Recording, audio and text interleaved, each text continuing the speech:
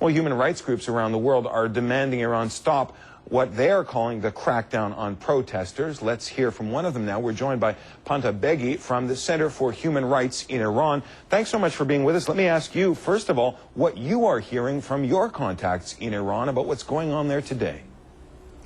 Good to be here. You know, the human rights movement in Iran has been at the very core of every uprising that has happened throughout the past 30 years. As far as we know, over 100 human rights activists, journalists, bloggers have been arrested just within the past 3 days or a week after the elections. So the crackdown on this very group is the government's efforts to really minimize the flow of information as much as they can, because when these uprisings happen, when these arrests happen, when people's children are killed and murdered on the streets by the Revolutionary Guards, the families of those people turn to these lawyers, the human rights lawyers, or the Center for the Defenders of Human Rights, which was shut down in December, and now its members arrested 3 days ago in their respective homes and offices. So by arresting essentially the very people that would have, after all of these events, represented the very people that were arrested or killed or hurt, the government is really doing its best to minimize having to be held responsible for what they've done. Well, let me ask you about that. How much would people in Iran know now about what is going on? Would they notice that the newspapers look different, that the media look different? Would they be able to tell if they weren't living in downtown Tehran? Or is this essentially an isolated phenomenon because the government has been able to insulate its people from it? You know, you would be surprised. The people of Iran are very good at passing on messages. They've been living, you have to realize, they've been living with all of these limitations placed upon them for the past 30 years, and they've always learned how to navigate around all of these blocks and arrange protests, arrange gatherings. So, and given the limitations placed upon them, you have to realize the Iranian youth are so resilient and smart to have been able to utilize things like Twitter and Facebook. So it is a very limited area that has access to these things, but then they will inform their family members in Isfahan or Shiraz and in other areas. So again, with all the limitations, I really think they do have great techniques and skills in getting the word around and doing what they believe needs to be done in order for them to really have their rights given back to them. Now, one of the extraordinary things that we saw in recent days were the hundreds of thousands of people from all walks of life, maybe slightly more affluent than the average Iranian, but a variety of people, families coming out.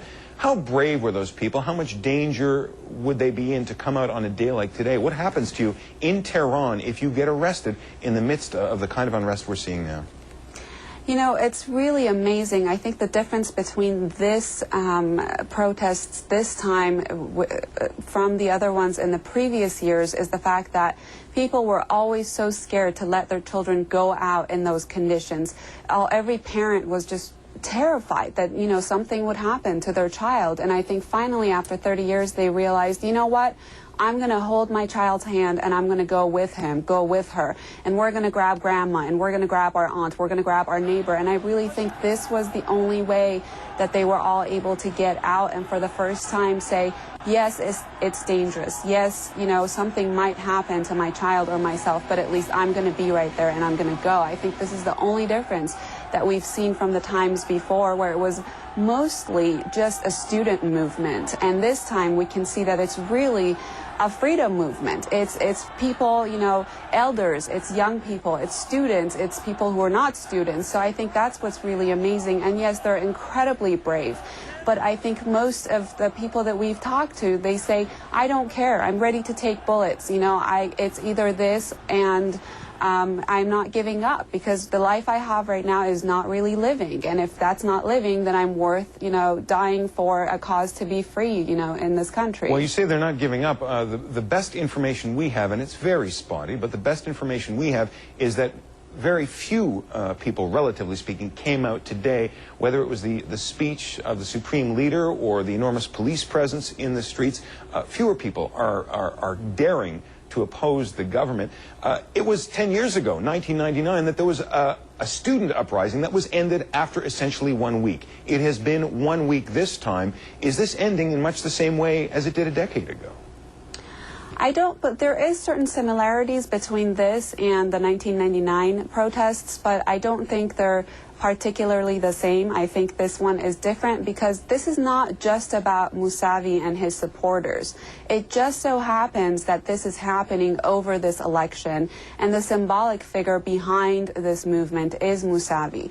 But I really think this is about the threshold that the young people of Iran have finally hit, and it just so happens to be over this election. As you can see, they've been very unified the past week.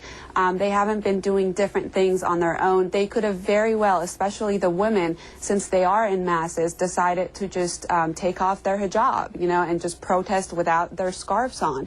But they haven't done that. They're very unified, and they're very specific in the goal they want, which is we just want the right to be able to vote, and we want our votes counted. So I don't think they're wanting a big revolution. They're wanting a big overthrow of the current government. They're simply trying to use the very channels within the current government to just stand up and say, hey, I've been living with all of these limitations and all of my freedoms taken away from me for the past 30 years.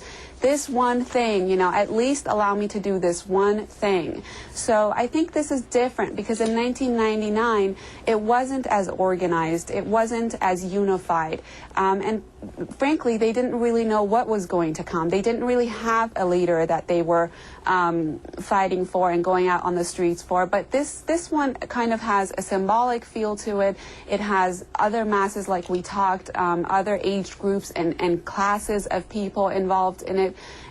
But as you remember, even in '99, they did arrest Dr. Shireen Ebadi herself. That's why she was imprisoned, because she was representing the family of a boy that was killed in the protests. And just like '99, they are again arresting the very human rights lawyers and activists that would be protecting these people in order to really control things as much as they can. Chris Jananpur made the point earlier, and I want to ask you about this because we're all terribly afraid of what could yet happen. This is not Tiananmen Square. The Iranian government could do much worse to its own people. Do you get the sense they are trying to be as gentle as they can, given that they want to end this immediately? I don't think they're trying to be as gentle as they can for the sake of the people. I think they're doing that to be to not be seen as horrible tyrants and murderers in the eyes of the international media.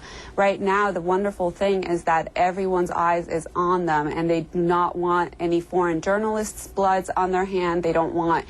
They just want to minimize it as much as they can, but they're also realizing they don't have power over that big of a mass of people. However, what I do believe will happen is that if the protests do not cease and they keep continuing in the numbers that they have, I think they very well might issue a warrant for the arrest of Mousavi, his prominent known supporters such as Hashemi or Rafsanjani or Khatami. I think it is very well possible that they will issue warrants for their arrests, and this kind of will be some sort of control that they can do to show the people, hey, if you don't stop this, this is what we're going to do to them. And, you know, those are 10 people that they can arrest, that they can issue warrants for. But 1 million people might not be as easy to control. So I think if the protests keep going the way they are, this is what we're going to see. However, there are human rights activists and lawyers in the international community. Dr. Ebadi has been having meetings in Geneva and Hague. She met with the Human Rights High Commissioner, Madame Pillay, and they had meetings. They made calls, you know, for the safety of the people to be assured. And there are many people in the international community at work right now trying to make sure that if indeed these protests do go on, there's some sort of protection provided for them, because we do not want to see bloodshed. Pantea Beigi of the Center for Human Rights in Iran, thanks very much. And so let's tell you what we know.